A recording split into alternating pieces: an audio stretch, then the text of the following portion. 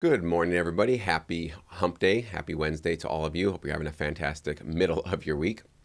Um, we definitely have quite a few new people signing up for Syncup this weekend as a result of a lot of the live streams I've been doing on this channel. So just so you guys know, tickets are definitely getting sold. Don't know if they'll be sold out, but they're definitely on track to be able to be probably taken up by this weekend. So there will be a link in the description box. If you've been thinking about joining us, whether virtually or in person, I highly, highly encourage you to get there in person if you can, if you have the means to do it. If you got to drive there, do whatever you got to do to be there in person, because you'll be in the room with 7 library CEOs all at once, hearing from them directly about what they want, what they don't want, how you can best impress them. And also, along with your in-person ticket or your upgraded virtual ticket, you'll get a submission to any one of those library CEOs with a guarantee that they will listen to your track submission. So there's going to be some high quality value for you guys to potentially break into this industry, break into a new relationship, or even expand. Maybe you've already got a library, but you're looking to add a second or third. These are going to be some of the highest quality gentlemen that you can really partner with in this business. I have created personal friendships and relationships with all these guys that are coming this weekend, and I personally vouch for them and I personally trust them. Some of them with my own music, as you'll find out at the event. So, but the purpose of today's stream is to point out maybe how I might be completely wrong about all of this.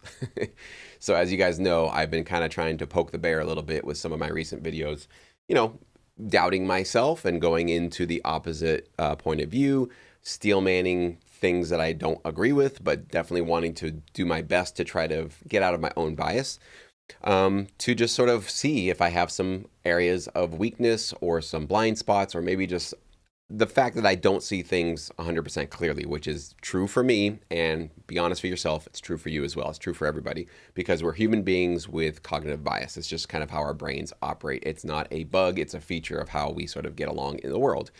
We can all have competing and different, completely radically different mental models of how the world works, but we can still, wake up in the morning, put our shoes on, get breakfast, go to work. But one person can believe in one particular, religion. Another person can believe in something completely different. And the fact that those two worldviews are completely in contradiction with each other obviously they can result in conflict, as we see a lot these days. But both people can move on with their lives, and it doesn't really make a big difference for them in terms of surviving, getting along with their life. So this is just kind of what our brains do. So today, I want to seriously entertain the thought of potentially why I might be wrong about Udio. I'm going to say their name correctly. I believe that's the way you're supposed to pronounce it. And companies like Suno. Now, Suno has been one that I haven't really done any sort of expose videos on, but I definitely have been made aware of some interesting things coming out of Suno's model recently that definitely is getting me thinking about putting out some videos exposing what we're hearing coming out of some of these models. But, up until now, my working assumption has been generally, it feels like these companies have not gone to the labels. They have not gone to the publishers. They have not gone to the rights holders to ask for permission to do what they're doing, because it seems like they have copyright protected music in their training data. And we haven't heard any announcement from them that they've secured that they've licensed that. I haven't heard anything from the labels making an announcement saying, yes, these AI companies have come to us and we've made deals with them. So we're not going to make that public, but just know that there have been communications. So everything's above board, and, we are looking out for our artists' interests, and don't worry, this is all under control. Because I haven't gotten any clarity in those two departments in terms of from the AI companies or from the publishers or the labels, it leads me to assume, might be wrong. This is what today's stream is about. Maybe me being wrong, that maybe no communication has happened. Maybe no conversations have taken place. Maybe no licensing has been done at all. And it's kind of this Wild West moment where AI generative companies are maybe looking at previous models like ChatGPT and OpenAI and seeing at how much data they were able to train off of without securing licenses, and thinking, boy, if you don't have to pay or get consent to train off of publicly available data, copyright or not, that really opens up the floodgates for us to just come into this industry, train up our model on anything we can basically, get our hands on, if that's what they're doing. I don't know for sure, but it seems what appears like might be happening. That would certainly allow a lot of people to feel emboldened to create AI startups and to leave companies like Google or DeepMind, which is where basically I think it was the Udio founder had some roots back over there. So maybe there was this kind of little signal that came up into the open marketplace, which was like, hey, OpenAI, They're taking over the entire industry, and they secured some of their data. I know they paid for some of it, but it seems like a lot of it was not licensed, was not paid for, was not given consent for the copyright holders or the rights holders of the data that they trained on. And if you don't have to do that, boy, like, let's go get a piece of this marketplace. Let's go create something. Let's go just, develop a really, really impressive model and not worry about training off of anything. That's what it appears like to me. That's what my mental model is telling me it feels like. That's where it seems like the evidence is lining up. However, I had a really interesting conversation with somebody. I'm not going to reveal who it was, but I've been having a lot of great conversations offline, stuff that I'm not putting here on my YouTube channel or even in Sync Academy. But as a result of some of the content I've been putting up on my channel, a lot of interesting people have been reaching out to me, not only technologists and people that are really involved in this AI space, but also major production music libraries. So I've actually been getting a lot of interest and a lot of kind of requests for conversations offline as a result of all this, which I've been very grateful for. It's been kind of a cool byproduct of doing what I'm doing here, because I get smarter from that and I really get to learn other people's perspectives. And one of the conversations I recently had challenged me on that assumption that I just laid out for you. And the challenge was, well, is it possible, right? We got to now get out of our own bias and think about something that could be a different point of view on all this. Is it possible that a company like Udio and Suno went to the labels, went to the publishers when they were first getting started, maybe after they trained off of the data, maybe before they trained off the data, the copyrighted data, if they did that, who knows, right? But let's just go into this hypothetical scenario. Is it possible that these companies could have gotten conversations started with major labels and said, listen, we're going to create this thing. We've got some funding. We don't know how to license data yet. We don't know what those deals are going to look like. Maybe you guys don't even know, talking to the labels. You guys are likely going to want probably a royalty sort of share, not just a one-time fee. We're not really set up yet for a royalty share situation, but we don't anticipate that we're going to be able to just train off of data without paying you guys. We definitely feel that this is going to be something that we are going to need to license. We certainly want to stay away from lawsuits. That's why we're coming to you right now to have a conversation with you. And let's say in this hypothetical scenario, maybe the label said, well, listen, we appreciate you coming to us. We agree AI music is certainly going to be a thing to reckon with. We see it as a potential opportunity, obviously a potential threat.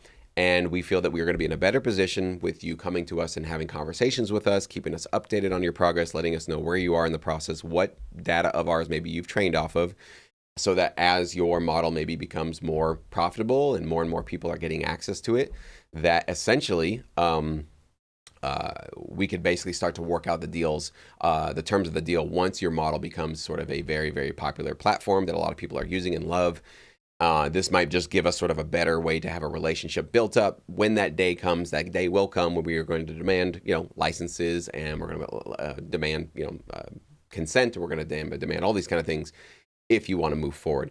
So is it possible that some of these companies could have been making these conversations and having these, maybe NDAs signed where they can't disclose anything, and that's why you can't find anything on Suno or Udio's website, right? That would explain that little fact that we can't find anything. And it's also, while their CEOs and their founders, even in their interviews and anywhere else, nobody asks them these questions. So it's like, all right, are you telling the people not to ask you the question? Are the people that are interviewing just like forgetting to ask where you're getting your data? That seems like, obviously there's been some conversations before these interviews to say we're not allowed to talk about where we train our data due to some NDAs. So don't ask us that. If you're going to ask us that, I'm not going to do the interview. That might be what is it.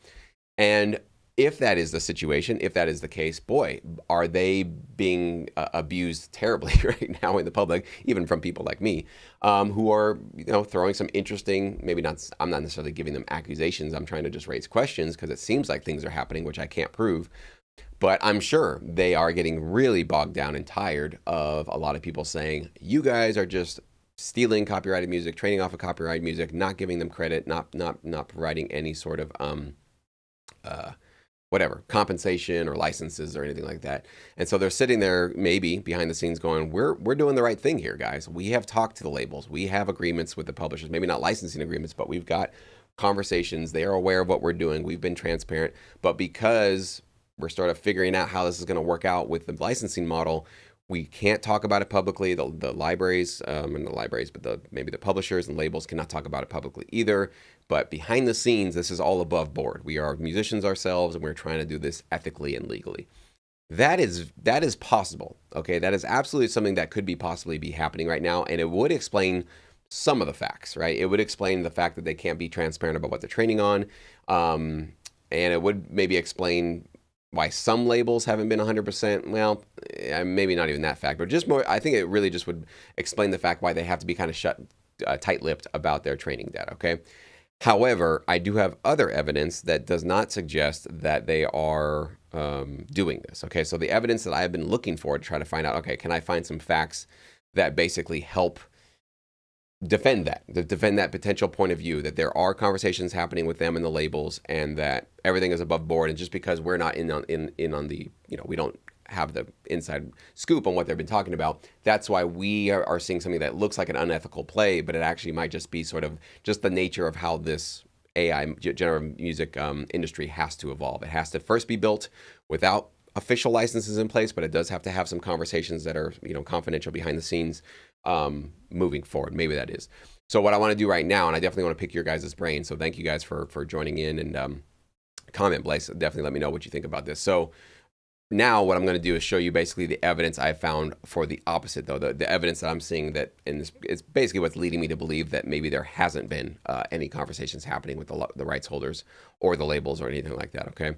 So the first piece of evidence I want to show you guys, I'll make myself a little bit smaller so you can see, is Suno just raised $125 million. They announced this, I think it was just last week or a week before. So now their company is valued at basically 500 million. Okay, so they announced this, and obviously it was a big deal. It was one of the biggest investments in a music company maybe in history. I don't know about that, but it's definitely one of the biggest ones. So it obviously made waves. Very, very impressive just to see that there's this much action and excitement around what they're doing essentially.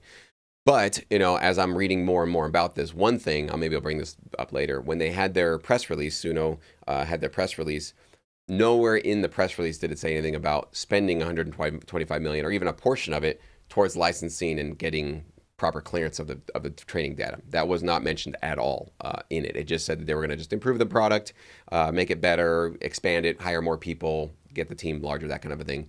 But not even a peep about, we're going to also apply some of this, maybe not even be specific, but we're going to apply some of this new investment towards licensing data, right? Even something as vague as that. You don't have to admit that you've been licensing copyrighted data without consent, but you could do it in a way that just sort of reassures people that, like, this is above board. We know what we're doing. We do expect that we're going to be paying, some licensing fees or to go get some contracts with some of the rights holders. But none of that was mentioned. So that's kind of the first piece of evidence of, like, you could have mentioned that, and that would have sort of calmed down a little bit of our concerns about these business models that are springing up. But that's not the important thing. In this article, which is from Music Business Worldwide, they got a quote from one of the investors. Let me see if I can find it real quick.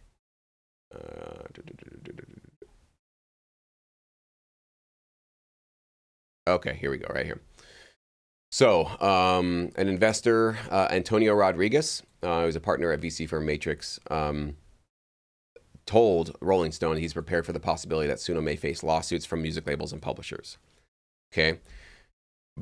But his quote, I think, is really interesting. So he describes this as the risk we had to underwrite when we invested in this company because we're the fat wallet that will get sued right behind these guys. He added, if we had deals with labels when this company got started, I probably wouldn't have invested in it. I think that they needed to make this product without the constraints. Okay, without the constraints. To me, I interpret that as without the licensing deals. So it sounds like an investor of Suno is admitting they didn't have deals with labels when they got started. Now, that doesn't mean they don't have deals now, right? So he's saying when the company got started, maybe as of the last couple of months, they're now talking to the labels. That's possible, right? But he's saying if the deals with the labels were there, he probably wouldn't have invested in it. I'm thinking this because it'd be so expensive. It'd be very difficult to obviously license and clear copyright protected music for a very experimental brand new technology that we're not really sure how that's going to impact the music industry, right? So he's saying, I think they needed to make this product without the constraints, which to me is interpreted as Wild West. You need to go create a generative AI model without having clearance or copyright licenses to train off of the music or the data that you're training off of. That's what it sounds like to me. Don't know for sure, but that's definitely one piece of evidence that's kind of like working against the theory that they have been having conversations with it. So I'm curious what you guys think about that. Put it in the chat, comment below. I'd love to hear what you think. And then, of course, the other bit of evidence that's not working in that contrary point of view that Suno and Udio maybe are above board is the fact that Sony just the other, was it like 2 weeks ago as well, sent out a letter to 700 AI music streaming companies declaring it's opting out of AI training, okay? In this article and in the story, Sony does not reveal which specific AI companies they sent this to or streaming companies, okay? So we don't know if they sent this letter to Suno or Udio. Coincidentally, this came out literally, I think, a couple of days, maybe the day after my Udio video, where I showcased how it seemed to be spitting out Mariah Carey songs, not her recordings, but the musical compositions of some of her songs, Wham, and Jose Feliciano. So purely coincidental, I can guarantee you that. I had nothing to do with them sending this letter out. But those 3 artists that were in my video, I believe are Sony artists, okay? So that training seems to be feels like it's in Udio's data set. That's what it appears to be. You can't confirm it. So if Sony is now sending out letters to 700 AI companies, would those include Udio and Suno, right? And if they are sending out these letters to say like, hey, we don't consent, we don't want you to train off of our music, that would also be an indication to me that feels like that they haven't been talking to these companies. There hasn't been sort of hush-hush NDA under the breath, closed doors kind of understandings of like, we want to help you develop this technology. We want to be involved with it. The fact that you're coming to us and being transparent and talking to us about what you're doing, we're going to, use that as a source of, just that's good faith, essentially, that you're not doing this, secretly. You're doing this above board with us, and we appreciate you doing that. So if these conversations have been having with major, rights holders like Sony, why is Sony sending out letters to these companies saying like, hey, if you weren't clear, we're not cool with this. If you're not understanding this clearly, now you have no right to be ignorant of the fact that we do not want you to train off of our data, off of our music, essentially, our copyright protected music, even if it's publicly available. Publicly available does not mean public domain. And I think a lot of generative AI companies are trying to confuse the two or conflate the two to say, well, if it's on the internet, fair use. Everybody can train off of it with their for-profit AI model. That's still, I think, untested and unknown with our current court system, what's going to be happening. So anyways, those are the 2 points of data that I think have been, it feels like it's confirming more my original hunch on this, is that they have not been having their conversations. But the conversation I had with this, unnamed person was really getting me thinking twice about like, well, if these conversations are happening, I would feel really bad about throwing them a lot of, shade, knowing that they are really trying to do something right here, but they just don't know how to navigate these waters. Like, how does a generative AI licensing contract look like? Especially if you don't have the technology to provide royalties. Now, I think there is technology to provide royalties, but maybe we just don't have that established yet as a sort of, like a best practices or a sort of standard that all generative AI companies can adopt. Maybe it's prohibitively expensive. What's fair in terms of how do you divvy that up? And my point of view lately has been, how do you determine, like, how would a rights holder determine their value with respect to a generative AI model? Obviously, the generative AI company has the technology to be able to do what it's doing, right? But how good is Suno or Udio or Stable Audio 2.0 or Meta's AudioCraft, or is it MusicCraft? I can't remember. And then Google's model. How good are any of these models without any of the data that they've been trained on? Definitely there's going to be a consideration for how they're trained, what weights, considerations, fine-tuning, feedback, right? Those are all the secret sauce of how these models get trained. But of course, like, if you don't have one piece of music getting fed into it, does anything come out the other end? Like, can you literally just feed Suno or Udio music theory, like a public domain concept like music theory, and just say, here are chords, here are notes, here are all the words of the English language, here's a piano, have at it, let's see what you can make. I think it's very unlikely that you'd be getting what you're hearing out of Suno or Udio without, specifically some probably really modern and relevant copyright protected music to train off of it. That's what the outsider perspective feels like to me. So as a label, as a publisher, you're getting approached by AI companies and they're like, yeah, we want to work with you. We want to be transparent. How do you determine your own value in that equation? Like, what do you ask for? Should you ask for half of their revenue? If, that might seem like crazy greedy and like no way that like any label would be able to expect that. No way that an AI company would give away half of their revenue to the rights holders that they've been training off of. But again, put the money aside, put the revenue aside. Let's just think of it in terms of value. What is actually being created here? An AI model that needs high quality data for its output. Now, there are other elements, as I said before, how this AI model is trained, fine tuning, the sort of specifics and the expertise of the data scientists and the engineers and all that good stuff, right? A lot of value there for sure. But what is this? What is this empty shell of technology without high quality data at the center of it, at the core of it? It can't do a thing, right? And if you have garbage data going into it, is it going to create high quality data on the way out? That's what it appears like to me, is that a lot of these companies, like Stable Audio 2.0, who reveals that they got their music from Audio Sparks, I think it was what it is, and 800,000 tracks or so from Audio Sparks, paid for it, got clearance. All of the composers could have opted out if they didn't want to, so it was an opt-in scenario. I like how they've been transparent in saying that we are doing this ethically and we're doing this above board with consent from our rights holders. Their model isn't doing what Suno's or Udio's is doing. You can go play around with it. You can hear the difference. It's still very impressive what it can do, but it's not doing what these other new, very, very kind of scary good models are doing. So it's leading me to believe that the quality of the data might be the biggest factor for the value being pumped into these companies. So if I'm not Mariah Carey, I get it. Some of you that might be new to me are like, well, what do you care, Jesse? Like, where's your music? Do you really care about this? I have about 1,000 songs in various production music libraries that are publicly available. Most of them are instrumental. Some of them have vocals on them, but they do have commercial value because I've created full-time income for myself with the tracks, the production music that I've had in my career. So I do consider myself a player, somebody with skin in the game, concerned about this, of course.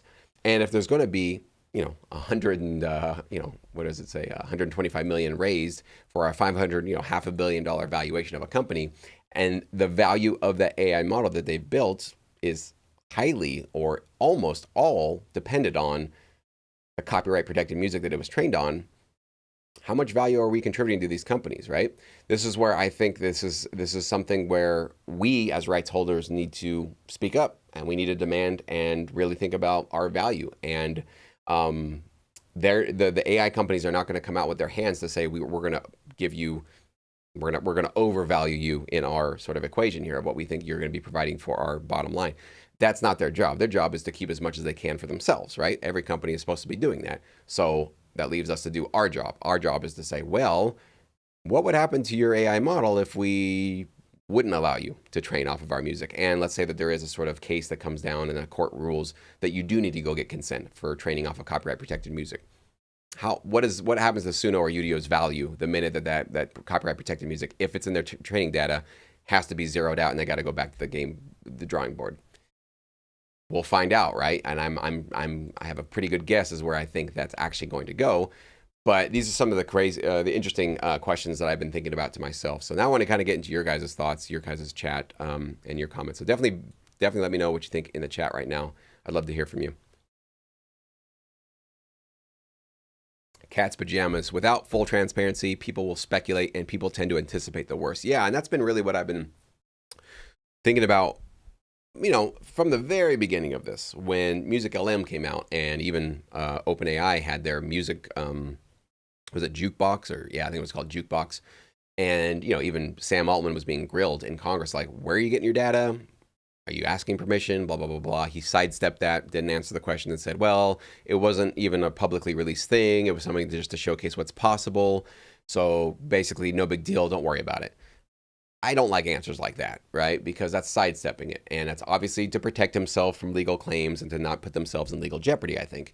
So from the very beginning, most of these AI companies, from Google to Meta to OpenAI, Suno, Udio, not to pick on any one of them, almost all of them have been very non-transparent. They have not been talking clearly about where they're getting their data, how they're training off of it. And of course, there's obvious reasons. There's reason because we're in uncertain legal territory. They don't want to jeopardize themselves. And if they do get sued, if there's an interview of them somewhere saying like, oh yeah, we absolutely scraped Spotify, yeah, that's really not going to be good.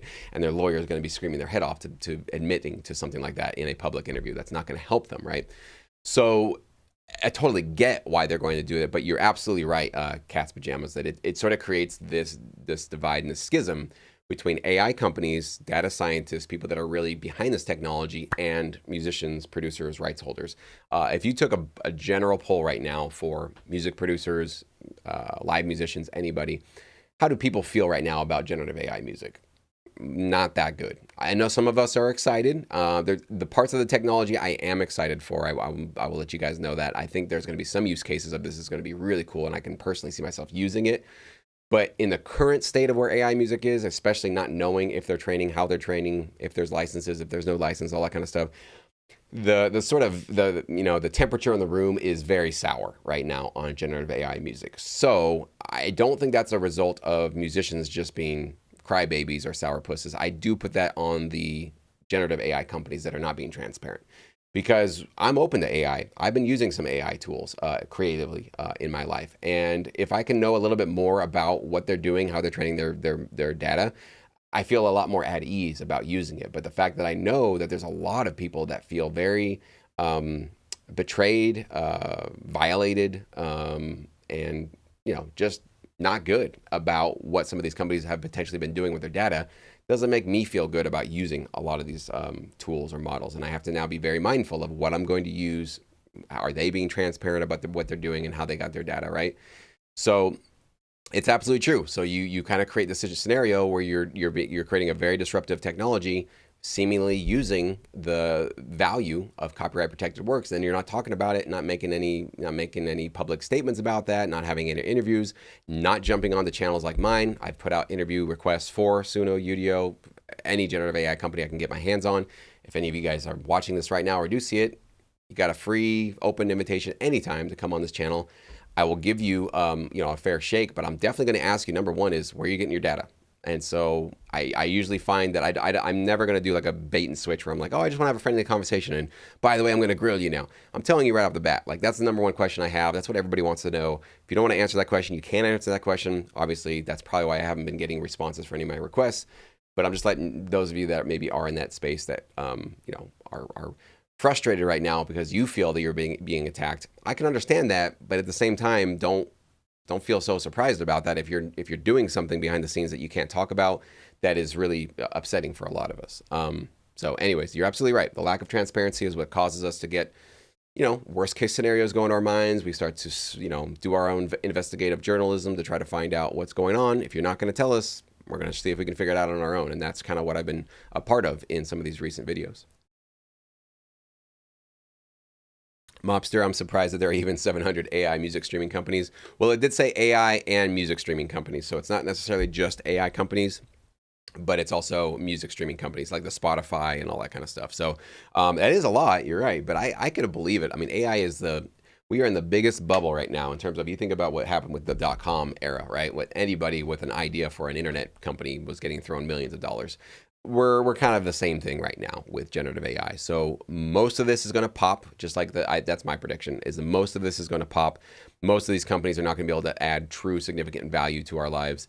And we're kind of at the sort of like Netscape, AOL days, right? We thought those were going to be the big owners of the internet. And obviously you saw what happened with that. It wasn't for a few years before Google stepped in and said, oh, we'll help you better navigate and index the internet so you can find information more, easily. And so they became the kind of dominant player. So I think we're kind of in that early stage right now where like almost maybe none of these companies you're hearing of right now will become the mainstay value provider for our space. Maybe they won't, but it's obviously ridiculous how much money is getting thrown at these companies right now, because everybody feels obviously that this is going to be something that is going to radically change everything.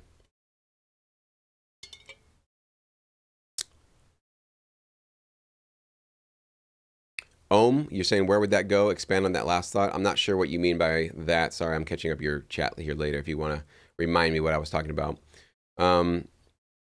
Ruth, if they use copyright music for training, already wondering what can be done now. Well, if you do get a lawsuit thrown at a company to say, where we have reason to believe, Suno, Udio, you're training off of our copyright protected music, This is what we're waiting for, Ruth, is we're actually waiting for the courts to weigh in on, can a Suno or a Udio go train off of all of Spotify if they've done that without getting a license? Is that cool? Is that not cool? Is that within our paradigm right now, within fair use, is that going to be acceptable? Or is that something that we're going to say, no, in a for-profit business, you got an AI model, you're training off of copyright protected music, it's not fair use, and here's why, or here's why it's not.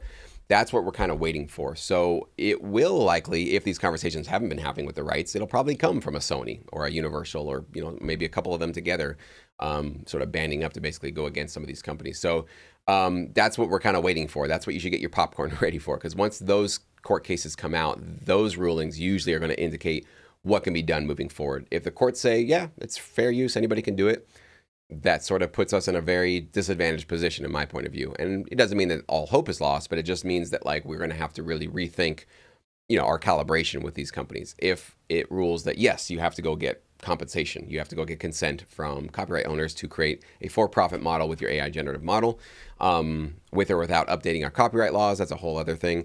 But let's say that they do have to get consent, then obviously that puts us in a much more powerful position that we can sort of harness this technology, demand our value, really demand our worth, and say, oh yeah, we want to be along this ride for you, but we understand that we're providing probably at least 50% of the value to your company right now.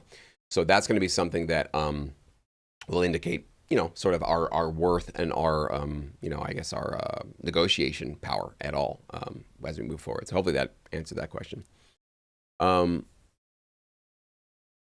Raymond, if anything created using AI can't be copyrighted, what value does it have for creators using it? Well, when you talk about commercial value, you might be right there, where if you're creating something primarily, like for me in this channel, we obviously talk about creating licensable music for TV and film clients.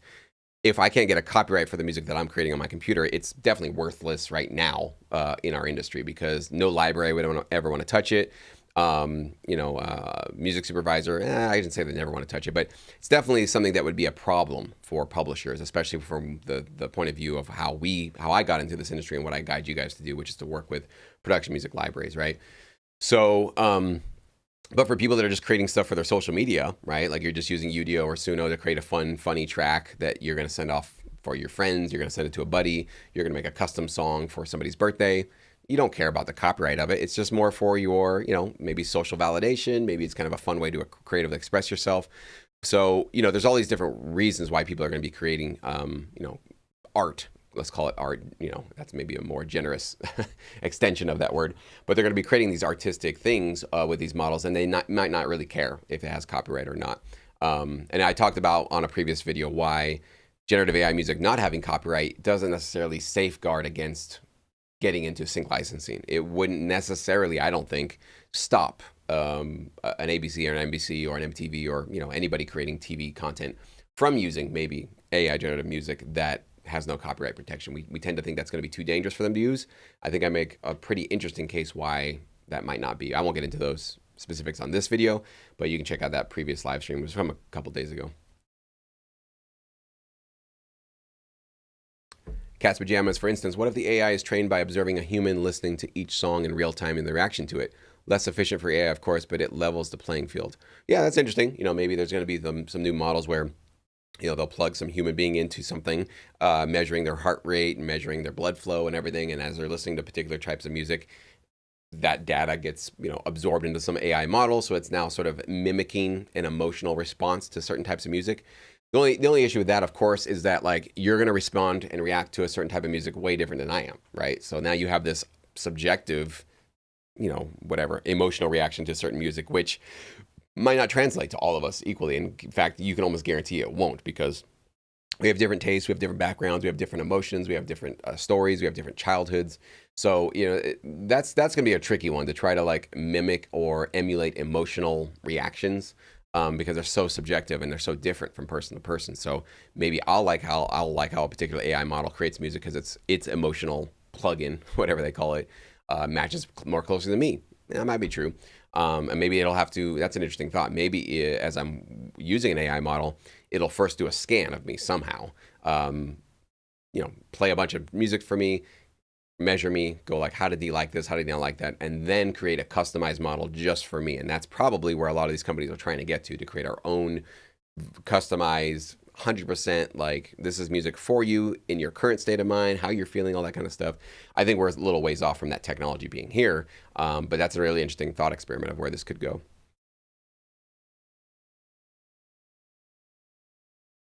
The you're saying there needs to be a restriction on what material AI can plagiarize. I mean, learn from. Yeah, yeah. But I think you had another point. I'm not sure which the last point you had there was. So, senior digital marketing. Once these models go local, then there's really no tracing it. So it's a fight lost. You mean local in terms of they go to your computer? Is that what you mean?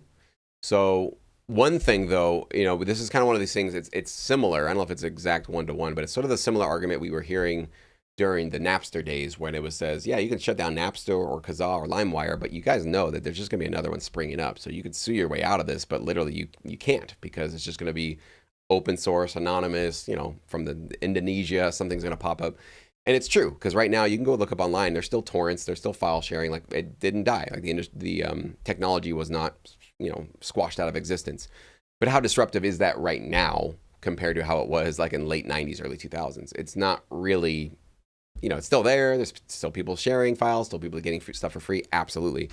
But is it really the big threat that it was before? No, it's obviously kind of pushed underground. We've now standardized kind of the accepted play of you got to go pay for your movies, you got to go pay for your streaming content, you got to go pay for your music one way or another. Either you're watching it on YouTube with your ads or you get your premium membership or you're streaming it through Spotify or Apple Music and you're paying for that. So one way or another, we have sort of standardized that, you got to do it above board, you got to do it legitimately. So it's true that it'll be a sort of whackable thing where there's definitely going to be local models or other models or open source models that are going to do it.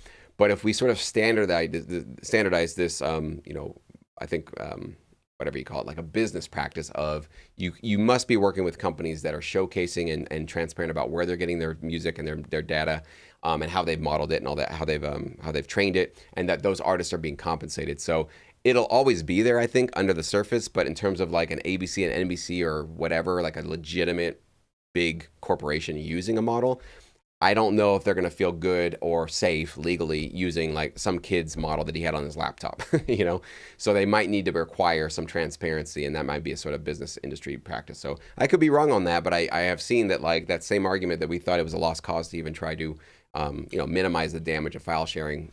That seemed to not hold up. It seemed like that really did actually help to standardize, people being compensated for their intellectual property.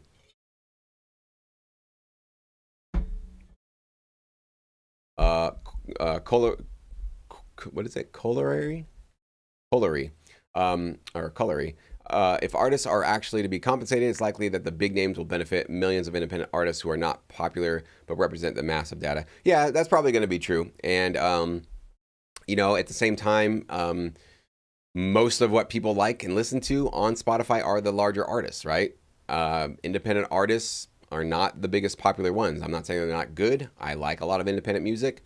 But the reason why I think Spotify lately has been giving the big middle finger essentially to a lot of independent artists and turning down their royalty rates and whatever they're doing, right? Having these sort of like minimums, that kind of a thing, is they know they've got to keep these major artists happy. Like if the Drakes and the Weekends and Ariana Grande and Bieber and whatever, all the sort of major artists, Taylor Swift's, that are obviously primarily who people are going to these platforms to listen to. I'm not saying that's what you guys listen to. You got to zoom out of your own bias, though. Why does Spotify even exist? It's because there's popular music that people really like, okay? There are definitely lots of independent artists, lots of unknown artists that are just less popular artists that have their on there. And the fact that you can get your music on the same platform as The Weeknd or whatever is kind of cool, because back in the day, you couldn't get on the radio. So I agree with you. It's not going to be like, all right, it's communism. Everybody gets the same. I don't think that actually makes any sense at all. I'm glad that companies don't do that. I'm glad that people that are providing the most amount of value, like the major artists to some of these streaming platforms, and maybe are providing the most value in terms of what people are trying to generate out of Suno or Udio or whatever the future thing is going to be, will probably benefit the most. But at least there's something coming our way, right? As independent artists, and I'm definitely not one of these people that's going to benefit massively from this. I kind of feel this is just more of one of these things where I got skin in the game, and I feel like it's more of a gut feeling. It just doesn't feel right what these companies seem to be doing. Again, could be wrong and all that, but I would like to basically just speak up when I see something that just doesn't feel right to me, you know? So Mobster, I just kind of answered that question.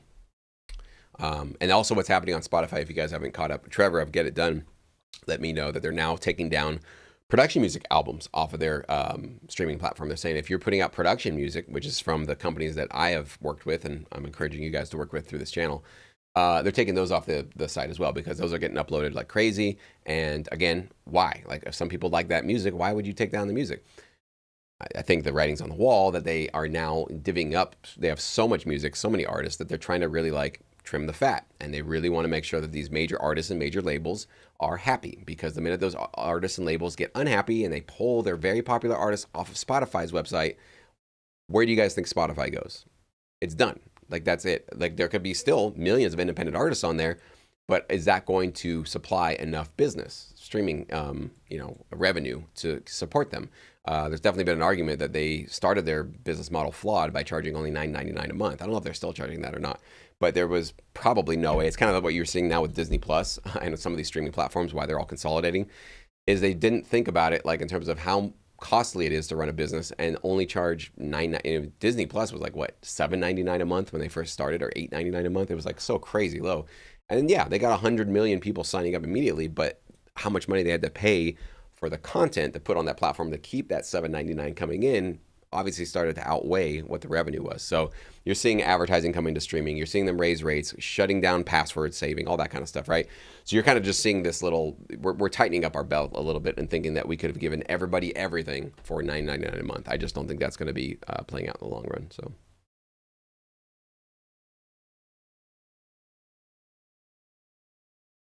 Yeah, so Senior, you can run an LLM on your Mac, and it doesn't need. How would anyone know? No one would know, but again, if you're going to go, let's say you're going to do that. I'm not going to say you're going to do that, Senior, but let's say somebody like you could do that. You could go to an ABC and like, listen, I've got a product. You'd even lie, say like, it's not AI music. This is a production music. Look I've got 100 million tracks or whatever you want to do, and you're going to basically try to cut into their thing, and you're going to try to say, hey, listen, no sync fees, no royalties, basically just pay me like a monthly fee, whatever it is, and you can start using all my music. They're going to ask you some questions, right? They're going to say, all right, well, why not sync fees? Why not royalties? Who created this music? Like, these are the conversations that people ask when they're going to take on a client, okay? It's not like they just see your internet sign up page and they click a button and they start using it. They're going to get on the phone with you. They're going to want to say, look behind the scenes. They're going to look under the hood. They're going to find out, where did you get this music? Who are the composers? Like, there are definitely a lot of conversations that happen before large corporations start using music from people that they didn't know before. So I just think there's a lot of quality control that would stop something like that from just being, I'm not saying that unscrupulous people probably would try it for sure. I think there's definitely going to be some edge cases of that happening. But conversations, there's a lot of trust that needs to be established, especially when copyright and music is involved, because lawsuits are annoying and lawsuits are costly.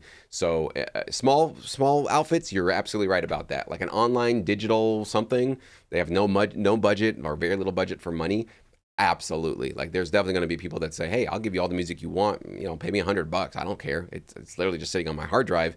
You can have at it. Like, you're going to see that happen for sure. But I'm kind of more focusing on maybe more the legitimate, larger, especially in the TV world, where I think the passive income, performance rights, or royalties can obviously help us out in our, building this into our full-time focus. So, but it's definitely a great point. We are certainly in the Wild West, and there are going to be plenty of people outside of the bounds of the law and the standard, business practices that we establish in our industry that are going to try to cut into it.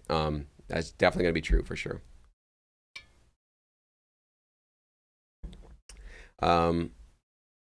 Dan, okay.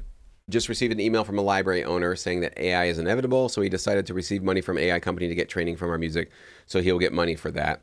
So we get money for this, and it feels we are being considered, but then we get no job once they offer a faster, cheaper service. That's really interesting, Dan. if you feel comfortable letting me know, I don't, if you have any NDA or you can't share that information, don't share it with me. Okay. If you don't have an NDA, and I don't know, is this when you say library owner, maybe you can let me know this in the chat. Is this a TV film library? Is this a stock royalty free library? Let me know what that is, because I knew that was going to come one day. There was going to be libraries that just sort of take the money and don't feel like and it's not necessarily that they're right, that AI is going to take over, but one thing you got to remember is that everybody's at a different phase in their career. Some of you guys watching this are probably at the earlier phase of your career, and you're just like, please, AI, don't take over this. Like, this is a really cool opportunity for me. I want to do this, right? And that's my point of view. I want this amazing, beautiful, wonderful industry that allowed me to get out of my day job world, be self-sufficient, become my own boss in a way, still serving people, but doing music for my full-time job, it was such a blessing, such a gift, and just a privilege to be able to do that. So I'm obviously wanting to keep this open for all of you guys to the best if I can do anything about it, which I can do very little, but I can certainly do what I'm doing here on the channel. But that is me, and that's you. A library owner that's, let's say, been in this business for 30 years, 40 years, 50 years, they're 60 years old, they're 65 years old, maybe 70 years old. They're getting tired. They've been around the block. They've done it. They've just been squeezed and disappointed and screwed over probably so many times in this business is definitely part of it. And somebody comes to them, I don't know how much they were offered, even if it's only $100,000 or less, maybe it's more. And they're thinking, you know what? Maybe this is the beginning of the end. With this extra $100,000 this AI company gets me, I can retire, I can go buy a RV, I can go travel the country, and I'm done. Sorry, guys, I'm doing it. Those deals are going to be made. And it's sad, but, it's an unfortunate situation. Again, if you have your music in a production music library, different ones work differently. Some production music libraries will take ownership of the copyrights.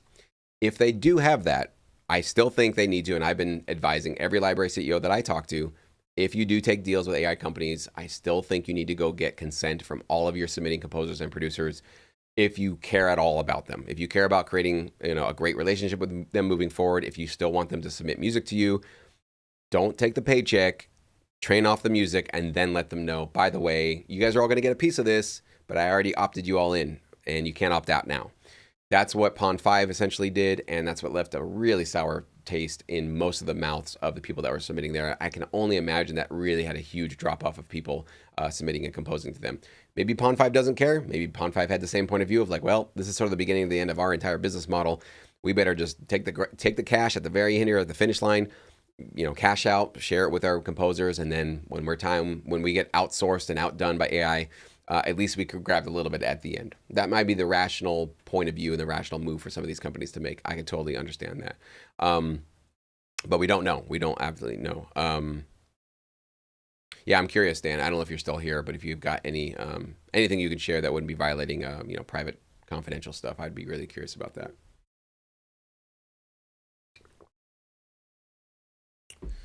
What else do you guys think? What other topics, thoughts? Had any of you thought about this before? That's what I'd actually like to know. Had any of you thought about that potentially Suno or Udio had been having these conversations, off the record, under NDA, under non-disclosure agreements?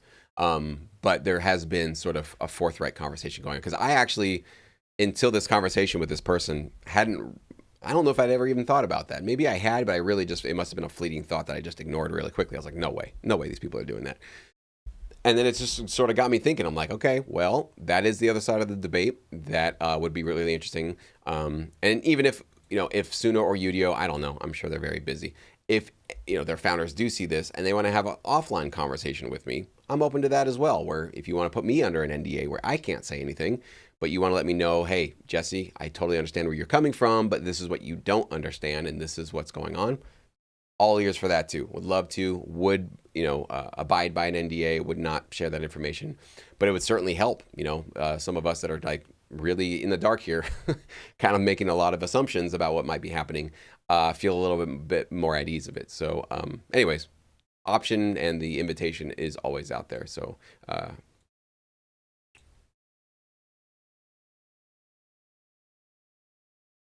Better ask for forgiveness.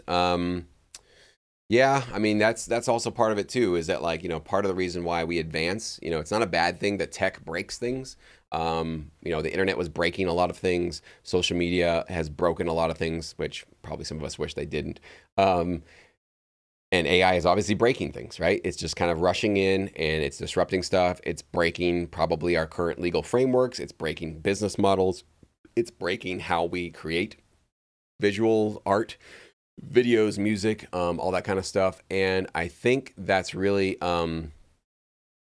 important for us to progress for humanity. So I'm actually, again, I'm much more on the side of we should be breaking things, because once you get stagnant and you don't want to break the status quo, it's when you don't progress, right? You don't make things better, and we can do a lot of things better. Let's all be honest. Like, there's a lot of things on planet Earth in various aspects of our lives. Education and healthcare are the two biggest ones for me, that we can do a lot better. Okay, so I'm actually really glad that we do disrupt ourselves and we break things, okay? But then the rest of the world's job is to go, okay, thank you, tech. You broke a lot of stuff, right? There's all these pieces now laying on the ground. Our job is, I think, to go back and go like, well, okay, like think about the Napster situation. Napster with file sharing and MP3 technology broke the music industry. It was just destroying it, right? And so we had to, as collectively, I wasn't necessarily in the music industry at that point, still in college, but collectively we had to go, okay, you broke something. You use this technology to really get us into this next realm of technology and the internet and MP3 and compressed files and now digital content consumption, whereas before it was strictly physical. But we had to kind of pick up some of these pieces to say, well, we do still want to have people pay for music. So you broke that one. We got to put that wall back up. And luckily, Apple did. Apple was the one that put up the iTunes store and said, all right, here's how you can buy music legitimately, not get spam, not get porn, not get something that's going to put a virus on your computer, right? And we want to, whatever, all these different other pieces of that, we wanted to basically say, we accept now, we appreciate that we have this new form of streaming, or basically digital download streaming wasn't there yet.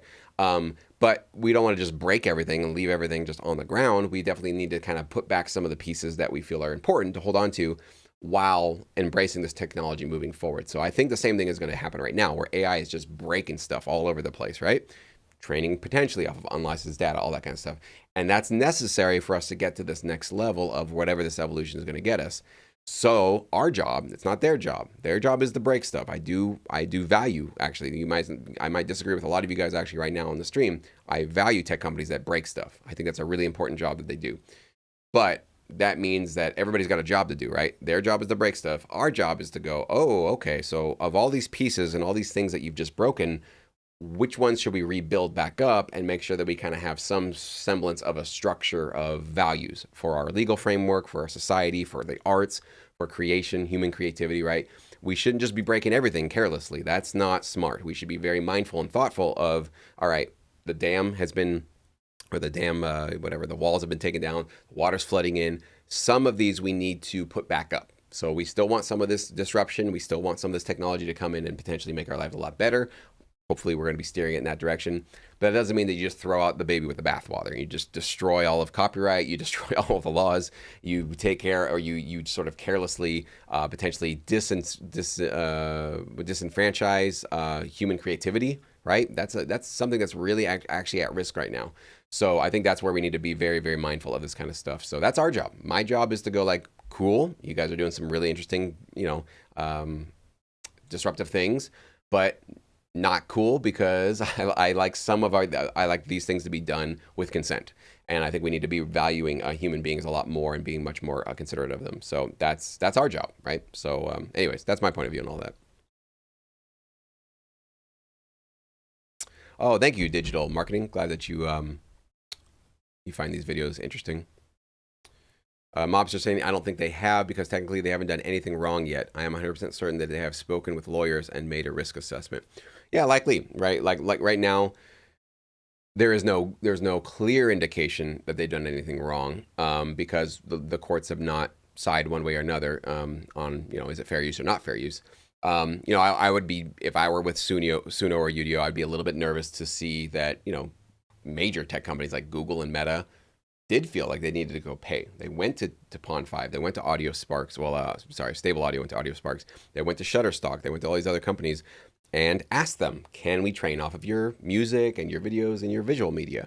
And they paid them. I don't know what they paid, but they certainly paid. So you got these major tech companies that are playing it a little more safe and going like, hey, we don't, whether it's just the legal calculation or the ethical calculation or the publicity of like, we know people are not liking when people train off of unlicensed data, so we're going to definitely go pay for that. There are some companies that are assuming they're going to need to pay for that, or they're at least, putting their money where their mouth is and doing it. But some of these startups that maybe don't have those resources don't feel that they can. That's definitely a possibility, Mobster, for sure. Okay, Crunk Monkey. Hey, I have this friend who's been watching you for over 5 years, but she can't figure out how to just make time and learn her DAW. She calls it ADD or whatever. Any advice for my friend? I would first ask her if she's watching a lot of YouTube tutorials. I find that a lot of people that are having trouble getting started sometimes get lost in this like YouTube tutorial hell, where it's like, oh, I got to learn this new plugin. I got to learn this new DAW. I got to learn this new blah, blah, blah, blah, blah. And they actually spend all their time learning about making music, but they actually spend very little time doing anything with their DAW. So, my point of view on all this kind of stuff, especially with the music that I'm making for myself these days, is I'm actively saying no to tutorials. I don't want to watch. I've broken that rule a couple of times, but for the vast majority, I don't watch any content on how to write songs, how to make songs, how to write music, how to write lyrics, how to write melodies. I don't want to watch anybody doing that for the most part. I listen to music for sure. I listen to a lot of music. I get inspired by a lot of music, absolutely. But I do not want to hear people give another tutorial on how to do something, because what can happen is constantly overeducating yourself leaves you with more and more doubt. Because what you'll probably learn something with every single tutorial, and you'll have this new assumption that like, well, okay, I learned so much already, I better watch a lot more so that I get even better, because I don't want to make any mistakes, right? I don't want to make bad music, or I don't want to make something that's not good, so I better just watch another tutorial before I create. And a lot of us are getting stuck in that right now. So you'll never get out of that loop. Like it's sort of a quicksand thing. You'll never get out of that. You literally have to consciously turn off the tutorials, turn off YouTube, turn off even the tutorials in Sync Academy. We have a lot there, but you shouldn't be binge watching those at all. Maybe once in a while you watch something to kind of, get yourself inspired, learn something new, but the vast 90% of your time should be just in front of your DAW working on it. So I don't know, when she says ADD, there could be a bunch of different things going on there, but my advice for all of you guys is just work. Just do the work. There's so many people spend so much time talking about music, talking about production, talking about stuff, but they spend little time actually doing the thing. And you're only going to get better by doing. You will not get better by watching tutorials. That's a sort of, just the truth of the matter. You will only get better by putting your hands on your computer, your hands on your keyboard, and on the mouse.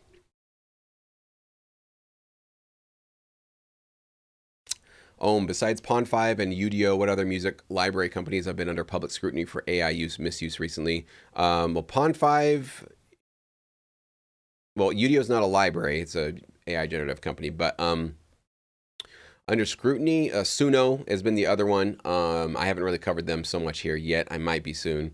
Suno's another one that it seems like Suno's model, if they trained off of copyright protected music, is tighter, meaning that they've been better at hiding it so that you can't quite hear directly a particular artist or a sound. Udio's model seemed to be a lot sloppier, right? That's what we were kind of uncovering with that Udio video, that there was just some not so hard ways. I didn't share the prompting method, and I'm still not going to. I know some of you guys are very disappointed about that. Sorry. But it wasn't very hard to get it to spit out what sounded like a recreation of some copyright protected music. But other ones, OpenAI is obviously always at the center of some controversy. The Scarlett Johansson thing was the most recent one. They've got big people in their safety team resigning and stuff. So obviously, the Sam Altman guy, I've just gotten bad vibes from pretty much day one. And nothing I've been hearing lately has been reassuring me that he's somebody that anybody should be trusting at all. So, but he even says that himself in some of his interviews. He's saying, "Don't trust me. Nobody should be trusting me." I was like, okay, I'll take your word for it. But yeah, those are the big ones that I'm keeping my eye on. 11 Labs is the other one that I don't think they've released what they've come up with their music model. They've been teasing it on Twitter, X, and kind of letting everybody hear what they've done. Another company, though, that has not said where they're getting their music, where they're training their music. So if they release their model, I'll definitely cover it. I'll definitely be asking questions and listening to what it's pumping out there. That'll be obviously something of interest to me. Pete saying he recently put a taxi brief into Suno for a minimal emotional cue to test it out, and the music it created was not even close. I know the early days, but AI has a way to go before it becomes a threat. That's not true, Pete, and I'll tell you why. The reason why I think Suno didn't give you a minimal emotional cue, likely, don't know this for sure, this is all conjecture, is they probably didn't train off of production music libraries. Whoops, did you guys lose me there? All right, hold on. You can still hear me. I got to get a new camera. I guess my camera died on me. I don't know why I did that. Hold on a second, guys. Let me get a camera.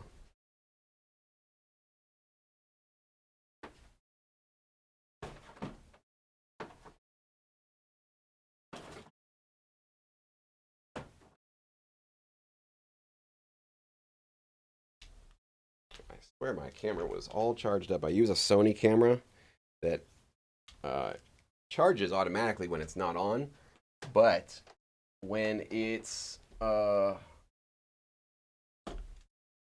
don't know, maybe I left it on overnight or something. No idea why it did, but it just did. But check it out here. New camera plugged in. I do apologize for the technical bugs here. Let's see if I can get this on or not. Maybe it's too late. Camera source.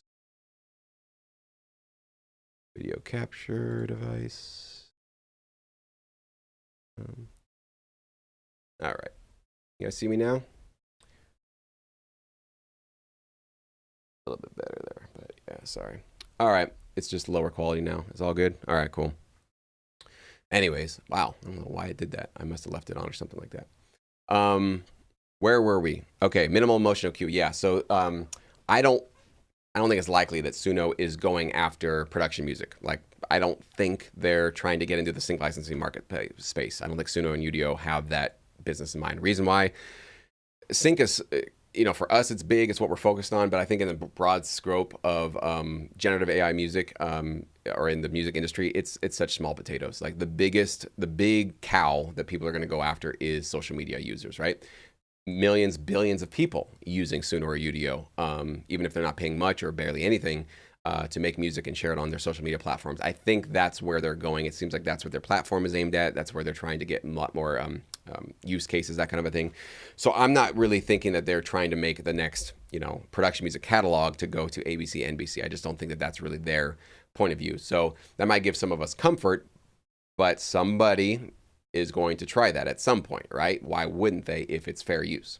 And so that's been my point of view about this, is sort of setting a precedent of, if you can go train off of music, any music, as long as it's online, available publicly, and you can go compete with the owners of those copyright protected works, then that's definitely going to have somebody creating, going to go train off of Universal Production Music's entire catalog, and then go serve the TV film marketplace instead of Universal. And if that's all fair use, we're going to have to adjust to that. That's all I'll say. It doesn't look good for us if that's actually what's going to be in our future. But that's why I've been kind of really looking at these two as sort of like the vanguard, the spear, the tip of the spear, is because what they're doing sets a precedent for other companies to maybe follow in their suit, but then go serve other marketplaces. So it's not that AI can't do minimal emotional cues. In fact, Pete, I bet AI, if trained on production music, will do it better, and it'll sound better actually than probably what Udio and Suno pump out right now. My understanding of it is the technology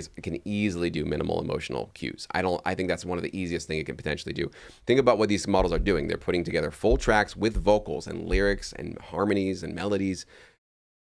Comparing that to essentially, some strings, kind of a minimal piano, kind of a pulsing bass line, so a little minimal drums, like that's child's play to these models right now. It'll absolutely do that. I wouldn't use Suno to test that out, Pete. I would probably go use something like probably Stable Audio 2.0's model, because they went and trained off of probably not the highest quality catalog, but they did train off of essentially like royalty-free stock music. So that probably had some minimal emotional cue music in it.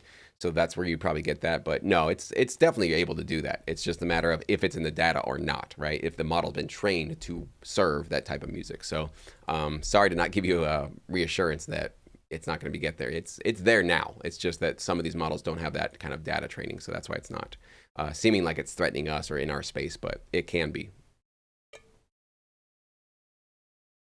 This may be a better question for top music attorney, but do you know if there are any other companies besides Spotify being sued or in the crosshairs for unpaid royalties? Not that I'm aware of. Yeah, I'm not really aware of any of that kind of stuff going on right now. So, Niles, I also assume that AI models that we have access to are not the models that industry insiders have access to. I don't think we're accurately able to assess the state of the art. I totally agree with you, Niles, because a year ago, when I was sort of like getting a little bit concerned about, music LM, which was just, laughable. You guys should go look up that white paper after this. It's so ridiculously crazy how bad the music was. But I knew it was going to get better really quickly. At that moment, when I'm hearing about that, their model was obviously better than that. It was getting better quicker and quicker. What my guess right now, which is what is probably possible, but probably hasn't been released yet because they're still working on the bugs and all that kind of stuff. Because right now the biggest pipeline holdup, which would sort of prevent people from using this technology on a mass scale, is having to wait for the track to be generated, right? So Udio is sometimes really long. Like I've had some that are up to like 4 or 5 minutes. It's crazy that I'm saying that, right? 4 or 5 minutes to create a song. But anyways, here we are. A couple of minutes to create a song, and you're sitting there going like if you're using an app, and in order for it to get you what you want, you think, I might as well go do something else for a while, and I'll come back when it's done. If you're making that calculation, you're using anybody's app, it's not going to take off mainstream because we expect things to be done instantly. Imagine if you're using Twitter, or Instagram or any social media, YouTube, and you type a comment, you make a post, and it says, okay, give us just a minute. We're going to put this up online for you. And you're sitting there waiting for it to go offline. You'd go do something else. You go check your email, whatever. It would stifle the entire growth of that platform. And you need to be able to instantly interact with it and instantly get feedback, instantly get the product. So I think what's definitely going to be possible right now is that as you're typing in a prompt, it will be generating the track on the fly, live while you're typing it in. So if you type in sad, it's already starting something in its model. Piano, it's already getting a piano source ready to go.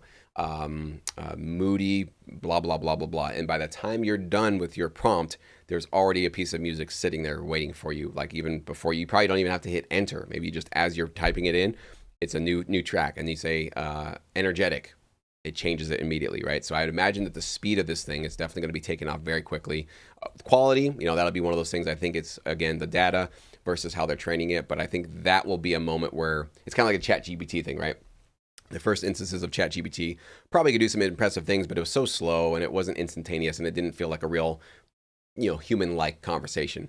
The minute that GPT was at 3 or 3.5 came on in November of 2022, it was the speed. That was actually what I think brought it to the masses, to the mainstream, to say you can type something, click enter, and seemingly immediately, get a full, amazing, ridiculously impressive answer right on the fly. So the speed of these things, basically, I think is what allows them to be mass adopted. So that's coming by the end of this year, maybe not. I don't know about that. But you're absolutely right. What we're looking at right now is not the state of the art. State of the art is obviously always ahead of what the public knows about this. So, well, we're over an hour, so I'll go ahead and say goodbye. Thank you guys for entertaining me. And if you're watching this afterwards, leave your comment below. Let me know what you think about, are we all wrong about these companies? Maybe they're above board after all.